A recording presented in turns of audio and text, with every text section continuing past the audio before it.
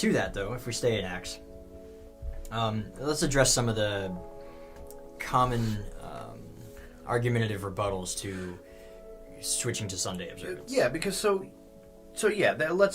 start there.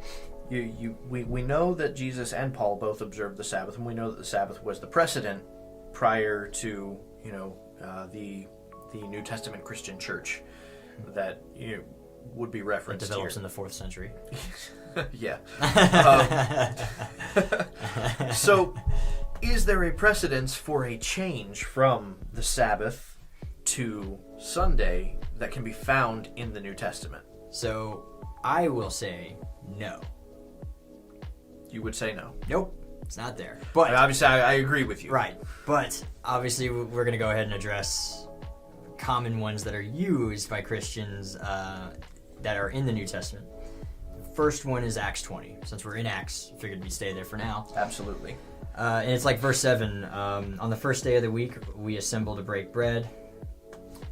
We assembled, past tense, to break bread. Paul spoke to them, and since he was about to depart the next day, he kept on talking until about midnight. Yeah, let me get there, because I would really like to read it in my translation here that I've got. Today I am reading the King James Version, and not without reason. I am by no means a King James onlyist, but I do appreciate the translation for two specific reasons, and I'm sure we'll end up doing a video on this. But the King James is poetic. It's it's Shakespearean. It was meant to be heard. Yeah. It's flowery, it's pretty sounding, and for me it's easy to remember. My dad very specifically had me memorize the KJV because it's easier to remember, because it's poetic. I think poetically, so it sticks in the mind. Very well. But the second and probably primary reason that I appreciate the KJV is because of its intellectual honesty that isn't really found in many other translations. There may be a few, but none that really jump out at me off the top of my head. As far as this particular thing that you're about to say. Yes. Yeah. Yes. So, let's see. It's in verse 7. Verse 7. Verse 7. So, as you read, upon the first day of the week, when the disciples came to gather to break bread, Paul preached unto them, ready to depart on the morrow, and continued speaking until midnight. So, why I like the KJV is any of you at home who have a KJV, open it. Digital copies won't have it. I've noticed digital copies don't have this. Yep. The word day is in italics. It's more squiggly looking. It's prettier looking than the other verses. It's not so rigid looking. Italics. Yeah. Yeah, you don't have to explain the word italics. Some people don't know, man.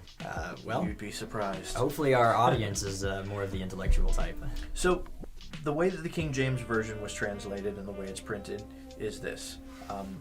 The words that you find in italics are not actually in the text. It's a scribal addition. It's a scribal note. They say intended to give context or to help understanding. More, and a lot of times that's true, but in many cases it's actually just to promote an agenda. So the word day is not actually in this passage. So as it would actually read without the italics, it would say, upon the first of the week when the disciples came together to break bread. Okay, so now what is the first of the week? Obviously Sunday is still the first day of the week, but what is the first of the week? Saturday night. Saturday night. Why Saturday night? Because I think we've briefly went over this before, but in a Hebrew day, in a biblical day, a day in the Bible begins at sundown. It's a lunar calendar. Right. And that comes from, Genesis. There was evening, there was morning, one day. The first day. It's not the first day, it's one day. Yeah. Or day one, really. Yeah, day one. Day one. So the day begins in the evening, and then the next day begins at the next evening. And so they would have been meeting. They would have, Saturday night, Sabbath day night. Once the sun goes down and there are 3 stars, once the sun goes down and there are 3 stars in the sky, they would have poured themselves a glass of wine, blessed it as we've done here, and then they would, they're already together. They broke bread, they blessed wine.